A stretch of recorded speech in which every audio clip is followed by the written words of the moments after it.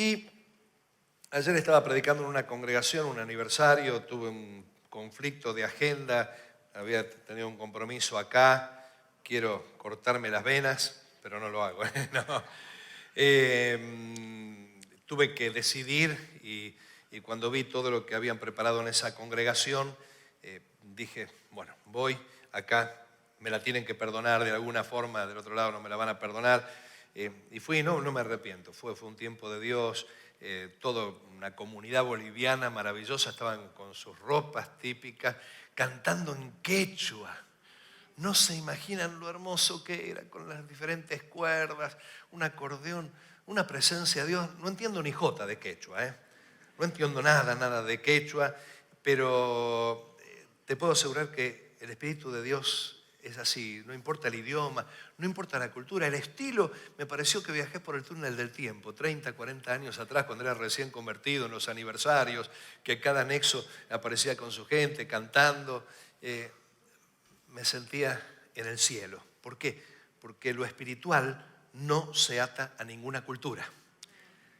Y esto es lo lindo, aprender a percibirlo al Señor en diferentes situaciones. Iba a predicar algo y me di cuenta que no me había preparado lo suficiente, así que yo siempre tengo un par de opciones por si no estoy bien sintonizado, y dije, opción B para predicar. Y mientras estaba predicando esa opción B, el Espíritu Santo estaba diciendo a mi corazón, esto también es para avance. Y lo he hablado en otra ocasión, y por ahí hay algunas cosas que estoy añadiendo de las que me voy a estar reiterativo, pero siento de parte de Dios compartirlo. Y vamos a leer Génesis capítulo 35, versículo 3. Y después vamos a leer Génesis 28, versículo 15. Hay aproximadamente 20 años de diferencia entre el capítulo 35 y el capítulo 28. Aproximadamente 20 años. El 28 fue unos 20 años antes, 35 unos 20 años después. Y esto dice Jacob, cuando ya estaba instalado en la tierra en la que había nacido, la tierra en la que se había criado, cuando ya estaba asentado en velocidad crucero con su familia, le tocaba vivir algunas cosas más, sin embargo, estaba en un tiempo de bonanza. Y él dice, y levantémonos y subamos a Betel, y haré allí altar al Dios que me respondió en el día de mí. Al Dios que me respondió en el día de mí. Y ha estado conmigo en el camino que he andado. Qué bárbaro esto. Jacob se acuerda de esa ocasión en la que Dios le apareció. ¿Y por qué puso un altar? Porque los altares eran recordatorios.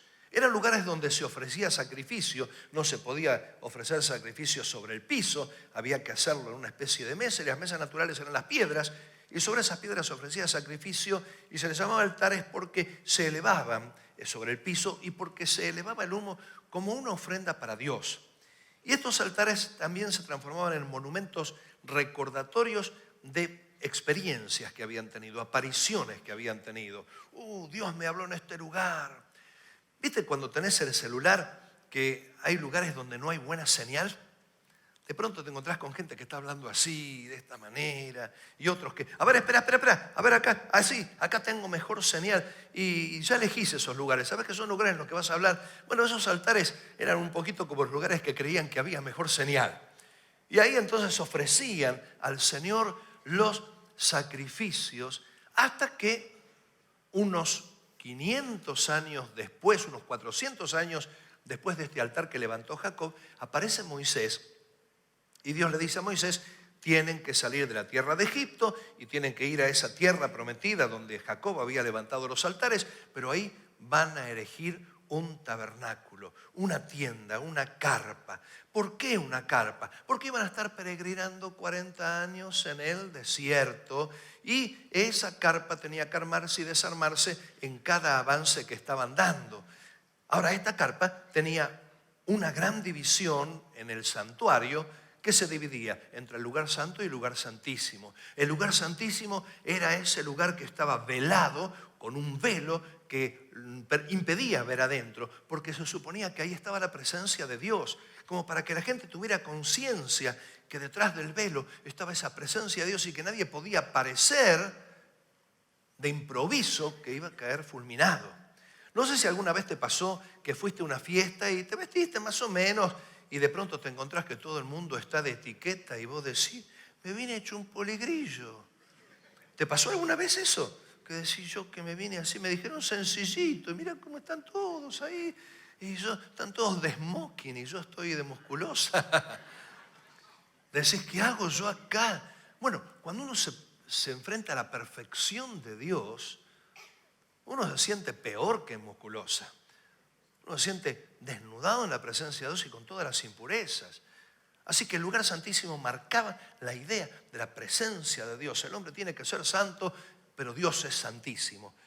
Y únicamente encontramos nuestras culpas cuando nos enfrentamos al Señor. Y el tabernáculo tenía que levantarse con esta idea. Pero ¿qué pasa? Unos 500 años después aparece David.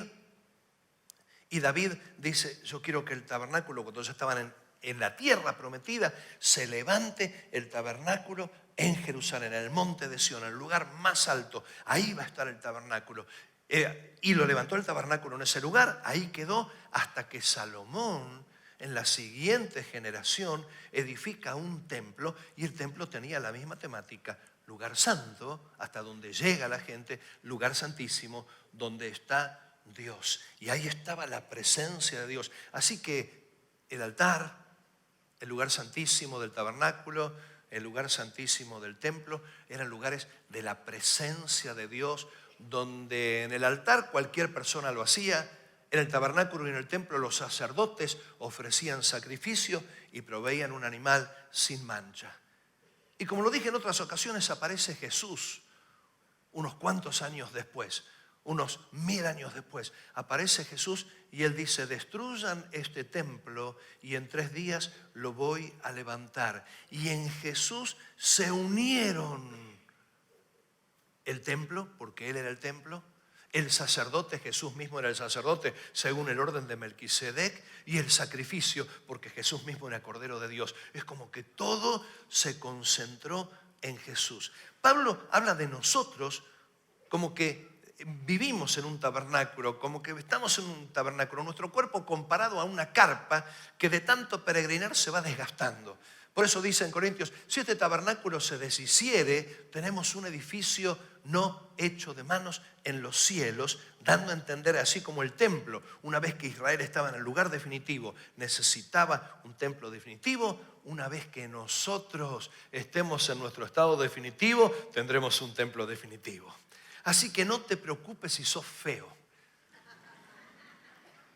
Estás en un tabernáculo transitorio. Así que decirle al feo de al lado, tenés esperanza. Y un edificio no hecho de manos en los cielos. Pero Jesús estuvo solo por un tiempo y dijo, es necesario que yo me vaya para que venga el Espíritu Santo, el Consolador, el que está siempre al lado, que está con ustedes porque es omnipresente, pero va a estar en ustedes. Porque cuando Jesús pagara por nosotros, nos compraría, seríamos pertenencia de Dios y Dios entonces habitaría en nosotros. Y ahora nosotros somos el templo del Espíritu Santo. No hay que ir a un lugar para decir, ahí está la presencia de Dios. Donde estamos nosotros en nombre del Señor, ahí está el Señor, porque el Espíritu Santo mora en cada uno de nosotros. Pero también somos reyes y sacerdotes. Pero el sacrificio, nuestro sacrificio es un sacrificio de labios que confiesan su nombre, porque el Cordero es el Cordero de Dios, Jesucristo, que nos compró con su sangre preciosa. Así que ahora, siendo nosotros templo, podemos levantar altares de adoración a Dios que nos recuerden las cosas que Dios hizo. Ahora, volviendo a Jacob, levantó un altar porque quería que se acordara él y las generaciones siguientes que en el momento de angustia Dios le respondió y estuvo siempre con él. A veces nos parece que en los momentos de angustia Dios no está o no nos habla, porque Dios no hace lo que le estamos pidiendo. Es una de las peores confusiones que a veces podemos tener, creer que Dios nos va a responder con acciones. Los animales responden con acciones, las cosas responden con acciones. Si yo me voy a un lugar donde estoy haciendo un trámite y me encuentro una maquinita expendedora de café, dije, ahí llegó mi capuchino nuestro de cada día, ¿no? Y le pongo el billetito ahí o la ficha, me lo traga y de pronto le pedí un capuchino y respondió con una acción. Tengo un perrito que cuando yo le digo sentado, responde con la acción, se sienta. De hecho, es el único que me hace caso, ¿no? Ahora, si yo un día te comentara que le dije a mi perrito sentado y el perrito me dijo, ¿no puede ser un poco más tarde que el piso ahora está frío? Vos ya sabés a dónde mandarme, ¿no? A dónde recomendarme, porque estaría chifladísimo, porque los perros no hablan, al menos el mío, no sé el tuyo. Ahora, si yo a Silvia le digo, sentada, ¿vos te imaginás que ella se va a sentar? No, no me va a responder con una acción, me va a responder con palabras. Me va a decir, ¿qué bicho te picó a vos? Si quiero. ¿Qué? Dios no es una cosa, Dios no es un animal, Dios es una persona y Dios responde con palabras. A veces nosotros lo queremos reducir a Dios a la categoría de esclavo, esperando que Él nos responda con una acción. Y si no realiza la acción que le pedimos, pensamos que no nos respondió. Y esto es terrible porque esto limita nuestra relación con Dios. Y nuestra relación con Dios tiene que ser una relación tan personal que tenemos que esperar que Dios nos responda con palabra. Cuando vos clamás, cuando vos orás, tenés que quedarte esperando a ver qué te dice Dios, a ver qué te habla Dios. Te lo puede hablar a tu corazón, te lo puede hablar a través de algún ser querido, te lo puede hablar a través de un extraño, te lo va a hablar el día domingo, el día jueves o cuando sea. Dios habla con palabras. Y esto fue lo que le dijo el Señor a Jacob. ¿Cuándo fue que Jacob estaba con angustia y que Dios le respondió? Génesis 28:15, 20 años antes. Estaba huyendo de su hermano Esaú. Había preparado un rico guiso y de pronto Esaú, que volvía de cazar, siente ese olorcito a guiso, un locro, mondongo. Y Esaú le dice, ¿me das de ese locro? Bueno, lentejas, pero más o menos. ¿Y qué dijo Jacob? Yo te lo doy, pero vos dame a cambio tu derecho de hijo mayor, tu derecho hereditario. No lo pensó dos veces. Bueno, toma. Y Esaú se comió el rico locro y Jacob se quedó con algo permanente. ¿Te das cuenta por qué dice a Jacob amé, pero a Esaú aborrecí? Dios no puede confiar sus planes a las personas que tienen visión temporal. Acordate de esto. Dios no te va a confiar sus propósitos si vos tenés una visión temporal. Dios confía sus planes a los que tienen una visión permanente. Jacob renunció a lo temporal. Él había trabajado en ese guiso, pero no le importó deshacerse. Esaú no le importó deshacerse de lo permanente, que era su derecho de ser primogénito, para que la línea mesiánica fuera a través de él. No le importó deshacerse de eso con tal de tener un deleite a corto plazo. Si sos un creyente que busca a Dios para respuestas de corto plazo, si sos un creyente que está congregándose porque está esperando respuestas a corto plazo, combustibles de poco kilometraje, Dios no te va a incluir en sus planes, porque los planes de Dios son eternos, porque Dios es un Dios eterno. Y si Dios te quiere incluir en sus planes eternos, Él quiere que tengas una visión eterna, no una visión de cosas temporales. No podés ser creyente porque te va bien en la tierra. No podés ser creyente porque te hace sentir mejor. No podés ser creyente porque decís, bueno, así Dios me guarde de algún lío, de algún problema. No. Vos tenés que ser creyente porque el que cree en Cristo tiene vida eterna y el que tiene vida eterna está dentro de los planes eternos de Dios. Así que Jacob había obtenido su primogenitura Y cuando Isaac estaba para morir, otra vez la nube de gloria. Así, pero larga. Esto me lo mandó el enemigo. Bueno, de golpe. Pero encima está computarizado esto, ¿eh? Sí, o sea, no es ninguno ahí, no quieras matar a nadie. Pero y ahí se la manda. No importa, me siento embriagado con esto. Bueno, el tema es que cuando Isaac estaba por morir y largar la herencia, Esaú se había olvidado de todo lo que había hecho y quería las dos cosas. Quería lo transitorio y quería lo permanente. Y ahí es entonces que Rebeca, dándose cuenta de eso, le dice a Jacob: Jacob, apúrate para recibir aquello que habías comprado a tu hermano. Y como Jacob era lampiño, muy de la casa, y Esaú era bien del campo, le dijo: bueno, atate una piel de un animal en el brazo y acércate a tu papá. Así que cuando golpea la puerta, ¿quién es? Soy yo, Esaú. Parece la voz de Jacob. Soy yo, Esaú. Ah, bueno, sí, pasa, Esaú. A ver. Sí, velludo como Esaú. Y a ver, no se bañaba nunca Esaú, ¿no? Entonces, sí, es olor de campo el de Esaú, ¿no? Qué forma tan decorosa de decir que tiene una baranda bárbara, ¿no? Olor de campo. El tema es que le da toda la bendición. Jacob obtiene lo que había adquirido legítimamente, pero Esaú, cuando llega tarde, porque el que tiene mirada temporal llega tarde en los tiempos de Dios. Cuando se encuentra que había perdido esto, pega un alarido que se sintió en todo el barrio y juró que lo iba a matar a Jacob. Así que Jacob, que casi estaba tocando el cielo con las manos, se encuentra tocando casi la tumba y empieza a huir. Su madre le dice: anda, tenía que volver a donde habían estado sus abuelos. El lugar que él creía superado, tuvo que volver para ese lugar. Huyendo, no tenía nada, estaba con lo opuesto, desesperado, angustiado.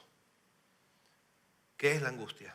Ese estado de desesperanza, de estrechez, ese nudo en la garganta, ese dolor en el pecho, esta sensación de haberlo perdido todo, aún las esperanzas.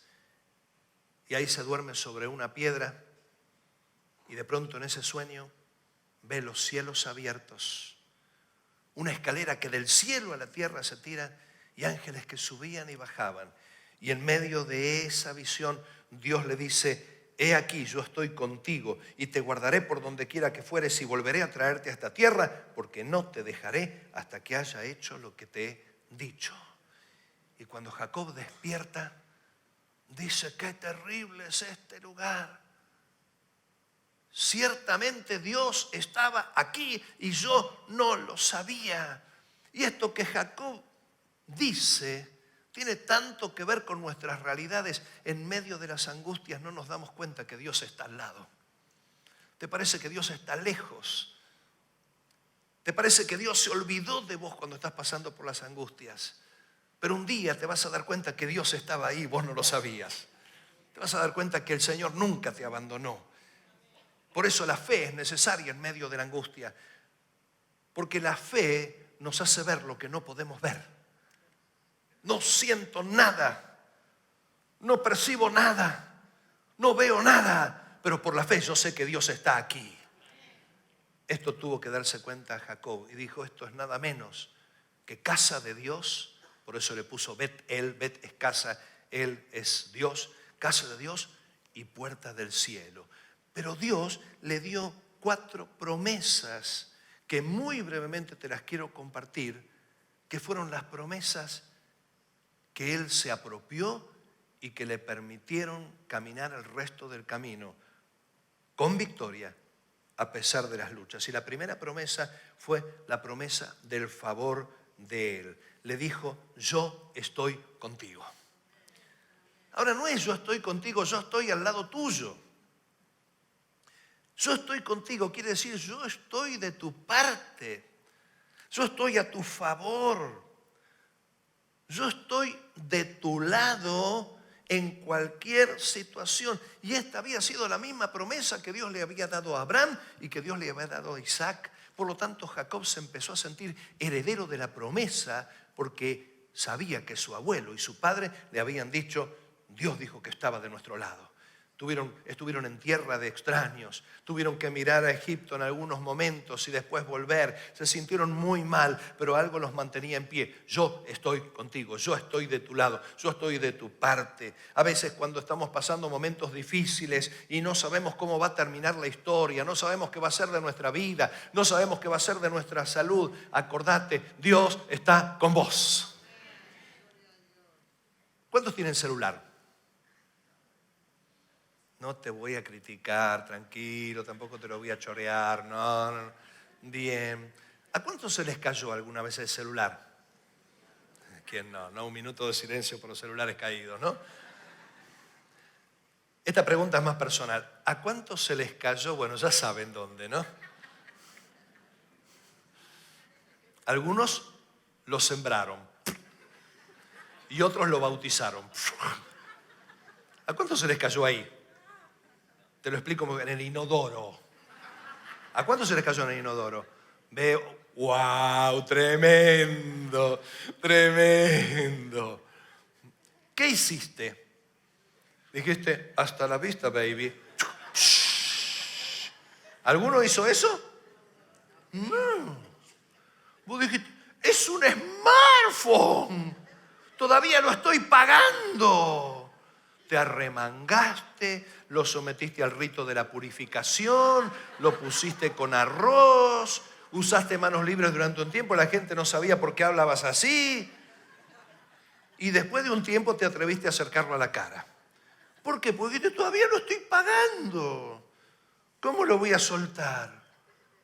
Bueno, si vos no largaste tu celular, porque todavía lo estás pagando, quiero decirte que Dios pagó un precio más caro por vos y por mí que todos los celulares del mundo. Dios pagó el precio de la sangre de su amado Hijo.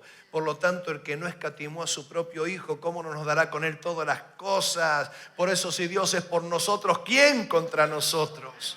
No pienses que Dios es mecha corta. No pienses que Dios está como un inspector de tránsito o el radar escondido que se pone furtivamente para ver cuándo uno va a caer y caerle con la multa. Dios no es un Dios que te persigue con la lupa. Dios es un Dios que te amó tanto que dio a su Hijo amado para redimirte. Por lo tanto, Dios está de tu parte. Y si Dios está con vos, ¿quién contra vos? Dice la palabra de Dios.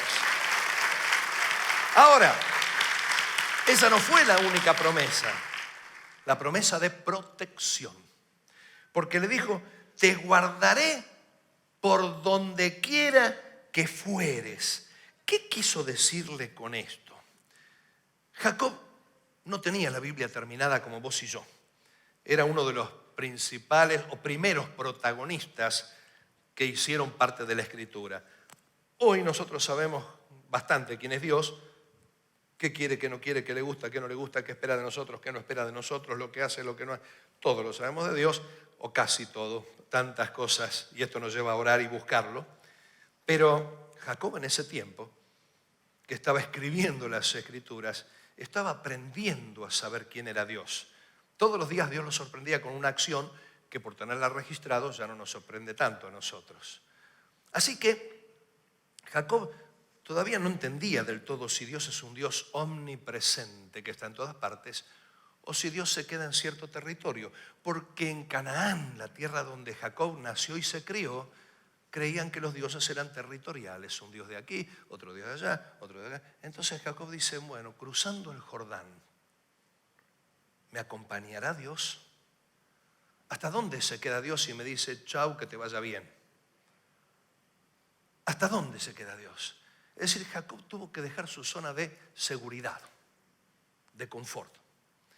Hoy sabemos que tenemos un Dios omnipresente, pero muchas veces nos vemos desafiados a acciones en las que salimos de nuestro ambiente habitual, en los que salimos de nuestra zona de seguridad. Predicarle a alguien es salir de la zona de seguridad. Porque decís, ¿con qué me va a salir? ¿Qué me va a pasar? Días atrás estaba pensando, cada tanto surge alguna nueva noticia de ese desafortunado hecho del secuestro y desaparición de Madeleine. Y los padres angustiados, los padres británicos en Portugal, que encima tuvieron que recibir las calumnias de la gente diciendo que tal vez ellos se deshicieron, cosas crueles que nunca faltan. Y las noticias que van apareciendo. Ellos desesperados y alguna persona, no, pero sí, yo vi que la nena estaba llorando de la mano de uno. Sí, yo vi uno que apareció ahora tardíamente. Sí, yo estuve. Uno dice, ¿de qué sirve que lo digan ahora? ¿Por qué en el momento se comportaron tan indolentemente? ¿Por qué en el momento que tendrían que haberlo dicho se callaron la boca? Y alguno que tenía miedo, alguno que tenía miedo de equivocarse, alguno que decía, y si no digo lo correcto, y si me meto en líos, tenían que salir de su zona de confort. E imagino cada vez que los padres se enteraban de alguna noticia de alguien que tardíamente podría haber dicho algo antes, se habrán puesto mal, indignados. Ahora imagínate Dios. Pasás por al lado de una persona que nunca habló del Evangelio, que nunca oyó hablar del Evangelio. Y vos sos la única esperanza para esa persona, porque al otro día va a tomar una determinación equivocada o le va a pasar algo. Y Dios te ve que pasás de largo, como el levita, como el sacerdote en la parábola del buen samaritano. Vos sos la única esperanza para esa persona. Y Dios dice, siguió de largo, no se arriesgó, no salió de su zona de confort. Hay tantas situaciones en las que tenemos que salir de nuestra zona de confort. A veces tenemos que tomar decisiones de santidad y esto significa incomodarnos. Pero no tengas miedo de incomodarte, no tengas miedo de salir de tu zona de confort, no tengas miedo de perder seguridad, porque Dios le prometió a Jacob y nos promete a nosotros, te guardaré donde quiera que vayas. Así que Dios te va a guardar acá, te va a guardar afuera, te va a guardar cuando le hables a aquella persona, te va a guardar cuando le hables al otro. Pero aprende a entender que Dios es un Dios que te protege y un Dios que tiene esperanzas en que vos cumplas la misión de predicar el Evangelio. Le dio una promesa de restauración. Le dijo, volveré a traerte a esta tierra. Jacob era el heredero y para poder cumplir con el plan de Dios, y tenía que estar vivo para cumplir con el plan de Dios, tuvo que huir y tuvo que renunciar, tuvo que declinar su herencia. Se fue solo, perdió todo. Dijo, nunca más. Me quedo como un exiliado en la casa de mis antepasados y lo perdí para siempre. Jacob, olvídate para siempre de esto que tuviste que dejar. Y Dios le dijo, volveré a traerte a esta tierra. Te restauraré lo que tuviste que dejar por cumplir con mi voluntad. ¿Qué tuviste que dejar vos cuando aceptaste a Cristo? ¿Perdiste amigos? Yo perdí unos cuantos amigos. Mientras yo era el que hacía los líos, el que hacía punta en cuanto desastre se armaba, ahí estaba rodeado por mis amigos. Pero cuando empecé a decirles que estaba hablando con Dios, me dejaron solo, los perdí. Eran muy queridos, pero te puedo asegurar que los amigos que tengo aquí y en tantos otros lados valen mucho más que esos que perdí. Dios me restauró las amistades. Tuviste que perder un poco de dinero porque no pudiste hacer tu hora extra, porque venías a la reunión o porque tuviste que hacer esto. Y tantas cosas que vamos perdiendo por tener nuestra visión trascendental en lugar de una visión temporal. Una visión permanente, donde nos enfocamos hacia las cosas eternas, hacia las cosas espirituales y no meramente a esta tierra. Y por mirar más allá, te vas a encontrar despojado de muchas cosas. Tengo una buena noticia a vos que te sentís despojado de tantas cosas, de tantas pérdidas por haber elegido al Señor. El Señor te va a restaurar lo que comió la oruga, el saltón, el revoltón. El Señor te va a dar muchísimo más si vos permaneces fiel al Señor. Pero termina diciéndole el Señor, no te dejaré hasta que haya hecho lo que te he dicho. Promesa de fidelidad. Jacob podría haber dicho después de un tiempo, ¿y qué pasó? Porque habrá enfrentado silencios de Dios, como los que vos y yo enfrentamos. 20 años son suficientes para haber vivido de todo y de hecho lo vivió. Vivió las estafas del suegro y el cuñado, vivió momentos de escasez, vivió momentos en que tuvo que ver las luchas de sus esposas con las concubinas y las rivalidades de los hijos, tuvo que ver enfrentarse con Esaú, donde no sabía si salía vivo o muerto. Más tarde tuvo que enfrentar la pérdida de su hijo José, que lo creyó perdido para siempre. Luego tiene que enviarlo a Benjamín como una especie de rehén para que los otros hijos puedan regresar. En fin, tuvo que enfrentar muchas situaciones difíciles, pero hubo algo que lo sostuvo. El decir, Dios va a cumplir su propósito en vos. Y esto es lo que Dios va a hacer con vos. No te va a dejar. A veces te va a dar la sensación, la impresión que Dios te deja de lado. Simplemente Dios te está dejando leudar eso que sembró en vos. Dios lo va dejando trabajar, pero te puedo asegurar, esto lo dice uno de los salmos, el Salmo 138:8, dice: Jehová cumplirá su propósito en mí. Pero dice Filipenses 1:6, lo que tanto conocemos: el que comenzó la buena obra en vosotros la perfeccionará hasta el día de Jesucristo. ¿Recibiste promesas de Dios? ¿Te fuiste de alguna reunión diciendo: hoy Dios me dijo esto, hoy Dios me lo prometió? Puedo contarte tantas situaciones en las que parecía que la promesa se había truncado, que la promesa se había caído, que nunca más, que había que renunciar, que tenía que olvidarme, y en el momento en que me tocó matar a algún Isaac, Dios me lo estaba devolviendo diciendo: te dije, yo te lo había prometido, y Dios no es hombre para que mienta, ni hijo de hombre para que se arrepienta. Él dijo y no hará. Vos que recibiste alguna promesa de Dios, simplemente aprendé a vivir en fe. Una fe que te permite ver donde no se ve. Ver cuando no se ve. Porque Dios no te dejará hasta cumplir su propósito. 20 años después, Jacob estaba ya más tranquilo, con menos luchas, y se acuerda: Dios me había aparecido. Estaba angustiado, creía que lo había perdido todo, creía que había llegado al final. Cuando creía que era el fin, Dios me tuvo que hacer dormir, porque era tan duro que en mi mente no podía entender esto. Dios tuvo que hacerme dormir y hablarme en sueños para desinhibir mis prejuicios y decirme lo que me dijo. Decirme que estaba de mi parte, que no tema porque Él está al lado mío, del lado mío.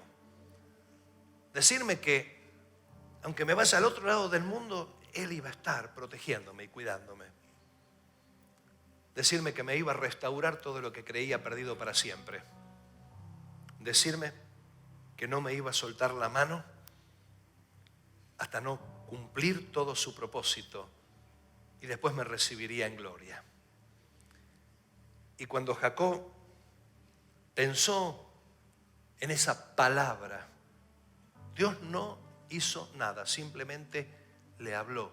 Él se aferró en fe, y esa fe lo mantuvo durante 20 años para llegar a la tierra prometida. Tuvo que vivir mucho más, pero fue el padre de una multitud que se transformó en las 12 tribus de Israel. ¿Por qué? Porque en el día de la angustia pudo oírlo a Dios. Pero después del día de la angustia, supo que Dios lo había acompañado. ¿Cómo lo supo?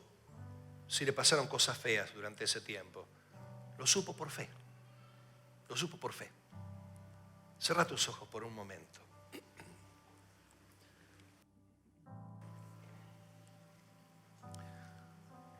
Si estás pasando por algún momento de angustia, si estás creyendo que Dios se olvidó, te dejó de lado, si se te ocurre que alguna promesa fue una falsa ilusión tuya, si capaz se te cruzó por la mente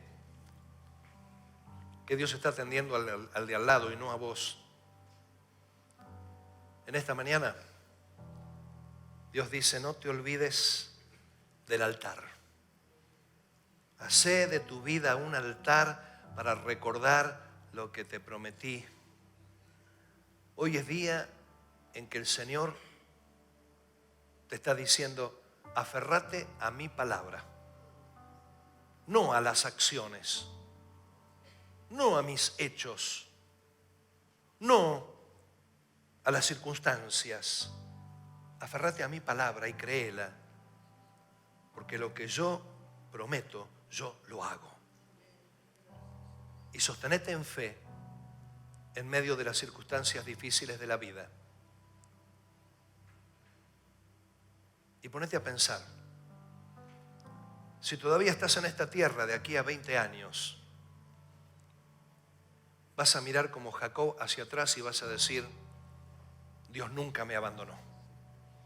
Capaz que hoy pensás que Dios te abandonó. Tantas veces Jacob habrá pensado, capaz que se olvidó de mí. Pero 20 años después, mirando hacia atrás, dijo, no, Él siempre estuvo, aunque a veces no me daba cuenta.